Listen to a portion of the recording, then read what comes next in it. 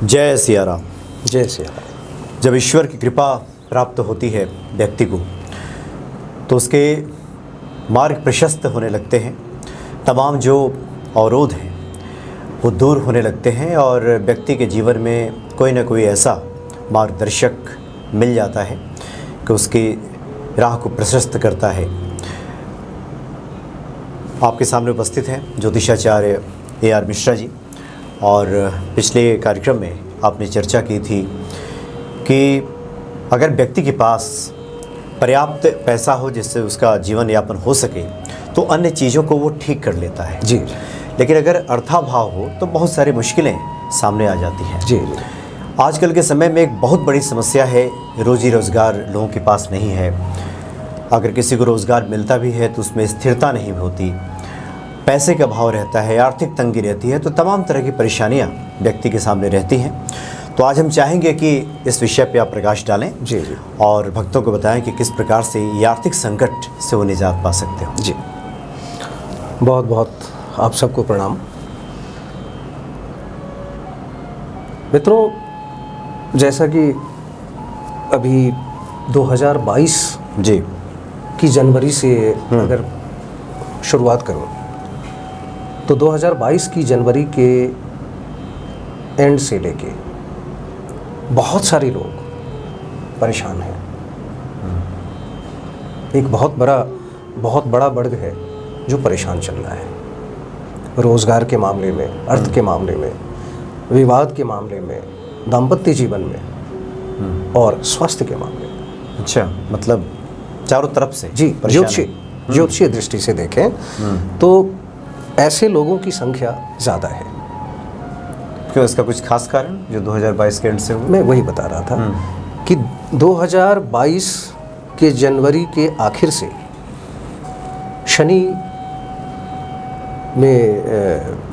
शनि का राशि परिवर्तन हुआ। उसके बाद अप्रैल में राहु केतु का राशि परिवर्तन हुआ। अच्छा।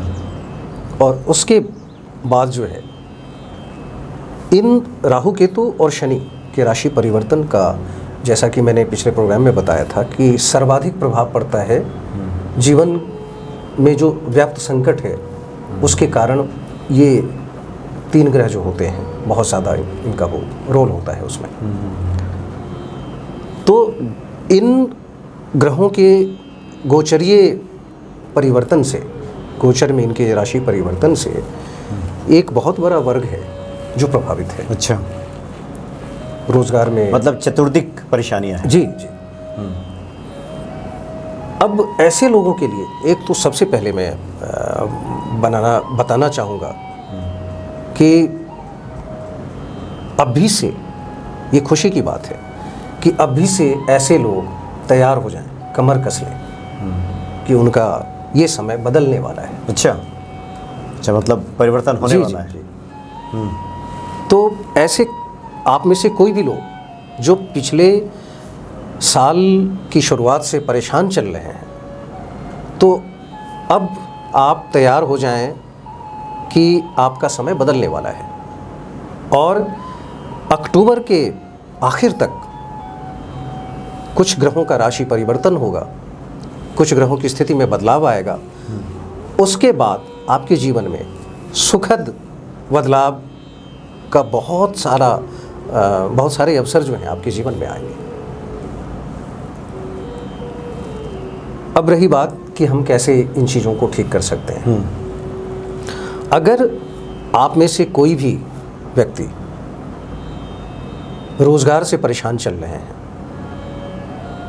तो अभी जो बाकी समय है उसमें सकारात्मक बदलाव लाने के लिए और आगे आने वाले दिनों में सकारात्मक प्रभाव पाने के लिए अभी से आप हनुमान जी के शरण में चले जाएं। वो आपके वर्तमान जो समय बचा हुआ है गोचरीय, उसमें भी आपको छुटकारा दिलवाएंगे, दुखों को कम कर देंगे और आने वाले दिनों में भी वो आपके साथ रहेंगे, उनका शुभ प्रभाव मिलेगा और आपको आगे के दिनों में भी जीवन आनंद से आप व्यतीत कर पाएंगे। अगर कोई व्यक्ति दाम्पत्य जीवन में प्रभावित चल रहा है, दाम्पत्य जीवन में अगर आपके संकट चल रहे हैं, तो आप देवी दुर्गा की शरण में चले जाएं। देवी दुर्गा से संबंधित कोई भी मंत्र, दुर्गा सप्तशती का कोई भी अंश आप नियमित रूप से पढ़ना शुरू कर दें।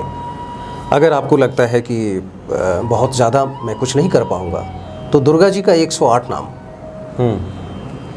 वो दुर्गा सप्तशती के प्रारंभ में ही है, आप उसको पढ़ सकते हैं। और देवी दुर्गा को प्रसन्न करने के लिए भी संधि काल का इस्तेमाल करें।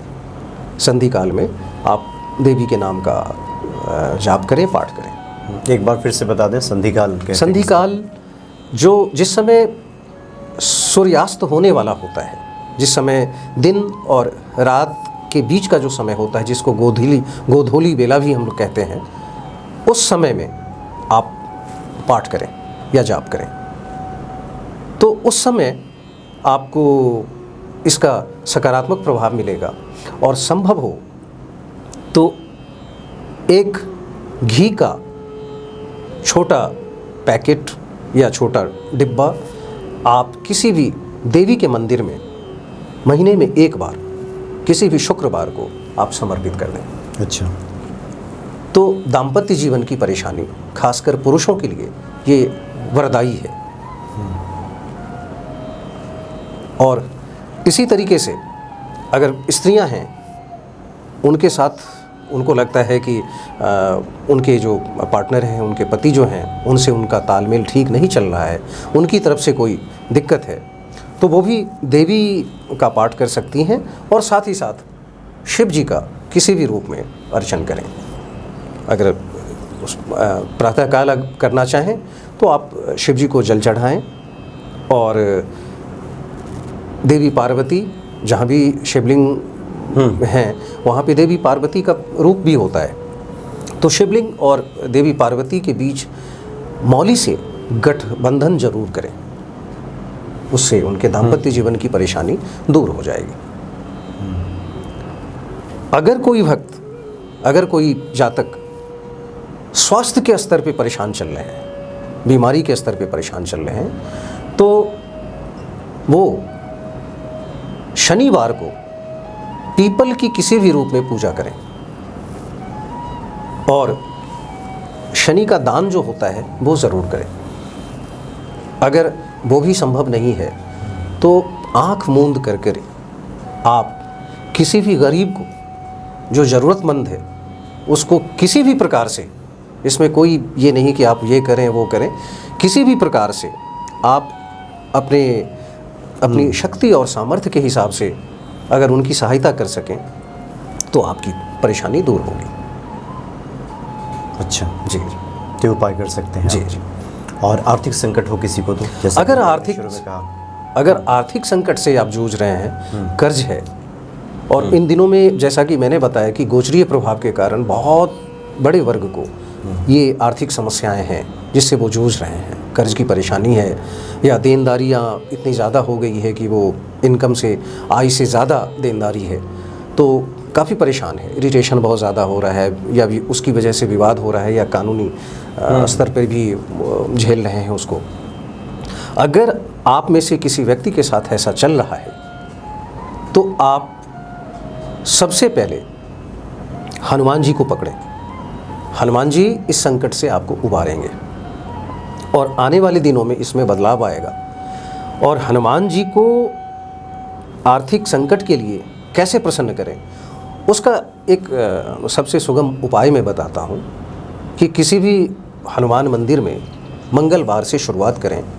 हर मंगलवार को आप हनुमान जी के मंदिर में जाएं और एक नारियल, पानी वाला जो जटा वाला नारियल होता है, उसे लें और उसमें मौली बांध करके और अपने दोनों हाथों में रख के उनके चरण में, अगर संभव हो तो उनके चरण में स्वयं से रख दें। अगर संभव ना हो तो वहाँ पे जो भी उनके सेवक हैं उनके हाथ के माध्यम से आप वहाँ पहुँचवा दें उनके चरण में, आपकी समस्या कम होने लगेगी। दूसरी चीज़ है कि आप एक लाल कपड़े में मसूर का दाल, मसूर की जो दाल होती है उसको 1.25 किलो अगर हो तो ठीक है, नहीं तो जितनी मर्ज़ी हो आपकी वो रखें, आप उसको बांधें और वो हनुमान जी के चरण में अर्पित कर दें, यह बोलते हुए, यह कामना करते हुए कि हे हनुमान जी, मेरी आर्थिक स्थिति को आप ठीक कीजिए, कर्जों से मुक्ति दिलवाइए। तीसरी चीज़ है कि हनुमान जी को आप पान का बीड़ा भी चढ़ा सकते हैं, उनको अर्पित कर सकते हैं। और एक चीज़ और कर सकते हैं आप कि अगर आपको लगता है कि आत्मविश्वास आपका, उसके साथ साथ आत्मविश्वास भी आपका प्रभावित हो रहा है, तो आप हनुमान जी से एकदम निर्बल जो स्थिति होती है उसमें आदमी कैसे प्रार्थना करता है, वैसे अपने आप को बिल्कुल उनकी शरणागति में रखते हुए आर्तभाव से, आर्तभाव से आप उनसे प्रार्थना करें कि हनुमान जी, मैं बहुत संकट में हूँ और मुझे इस संकट से आप निकालिए, और आने वाले दिनों में जब मेरी स्थिति ठीक हो जाएगी तो मैं 5, 10, 5, 11, 21 भूखे आदमी को मैं खाना खिला दूंगा।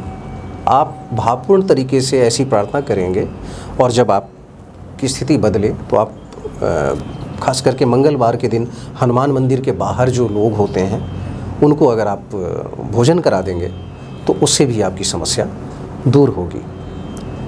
करना बाद में है, लेकिन आप प्रार्थना अगर करेंगे तो उसका असर होगा। एक और उपाय है जिसको करने से इस स्थिति में बदलाव आ जाएगा, वो है चने और गुड़ का प्रसाद हनुमान जी को आप अर्पित करें कि हे हनुमान जी, हमारी आर्थिक स्थिति आप ठीक कर दें, ऐसा बोलते हुए आप उनको चने और गुड़ का प्रसाद आप चढ़ाएं, तो निश्चित रूप से आपकी इन स्थितियों में बदलाव आएगा। काफ़ी महत्वपूर्ण ये सब उपाय आपने बताए, और एक जिज्ञासा भक्तों के मन में होगी कि आपने बताया कि 2022 से ये परेशानी खड़ी हुई है और बहुत जल्द इसका निराकरण होने वाला है, समाधान होगा। जी, सबके साथ होगा या फिर कुछ खास लोग होंगे जो इसके? देखिए, सभी लोगों की जन्मपत्री में ग्रहों की स्थिति अलग अलग होती है। अच्छा। लेकिन एक सामान्य तौर पे, एक औसत तरीके से अगर देखा जाए तो ज़्यादातर लोग अभी इस गोचरीय प्रभाव से, जो 2022 की शुरुआत से शुरू हुआ है, उससे प्रभावित हैं। अच्छा। तो उनके जीवन में बदलाव आने का क्षण आ रहा है, तो उसके पहले ही अगर आप तैयारी शुरू कर देंगे। अब ऐसा नहीं कि आप एकदम बिल्कुल बहुत ज़्यादा आत्मविश्वास के कारण आप कुछ भी बोलने लगे कि नहीं मेरा तो समय बदलने वाला है, मेरा तो ये है, आप उस अहम भाव आपके भीतर जाग जाए, वो नहीं। आपको विनीत भाव से इस अवसर का लाभ उठाना चाहिए। आपकी परेशानी कुछ ही दिनों की है, लेकिन आपकी जन्म पत्री में ग्रहों की स्थिति पर यह निर्भर करता है कि कैसी ग्रह स्थिति है, जिसको कितना फलाफल मिलेगा। जी। 9 ग्रहों में 12 भावों में ग्रहों की स्थिति क्या है, कितने अंश पर है, उसके हिसाब से ही ये फल मिलेगा। लेकिन आम तौर पे अगर आप अभी से सतर्क हो जाएंगे, सामान्य सी बात है, अगर आप 2022 की शुरुआत से परेशान चल रहे हैं तो आप अपने आप को टटोलें कि आप परेशान चल रहे हैं कि नहीं चल रहे हैं। अगर चल रहे हैं तो आप तैयार हो जाएं कि आपकी स्थिति में बदलाव आने वाला है। हाँ, और सूक्ष्म जानकारी के लिए बिना जन्मपत्री देखे तो पता नहीं चलेगा, लेकिन आम तौर पे आप 2023 के अक्टूबर की आखिर से आपके जीवन में बदलाव होने वाला है और बहुत सारे अवसर आने वाले हैं। तो अगर आप अभी से उनका सुमिरन करने लगेंगे, प्रभु का, जिनको भी आप इष्ट मानते हैं, हनुमान जी तो हैं ही, साथ ही साथ आप जिनको भी इष्ट मानते हैं उन इष्ट को आप ध्याएं, उनकी आराधना करें और आने वाले अवसरों के लिए अपने आप को तैयार करें। ये सबसे बड़ी बात है कि आप यह सोचेंगे कि दुखी हो के बैठे हैं, चाहे आप परेशान हमेशा रहेंगे। देखिए, आप दुख के समय खास करके आप अपने आत्मविश्वास को बनाए रखें। ये शास्त्रों में भी कहा गया है और जो बड़े लोग हैं, संत महात्मा हैं, ये समझाते हैं कि आप सुख में तो विनीत भाव से रहें, लेकिन दुख में इतने भी नीचे ना गिर जाएं, आपका आत्मविश्वास इतना नीचे भी ना चला जाए कि फिर उठने में आपको दिक्कत हो। तो दुख के समय अपने आप को संभालें।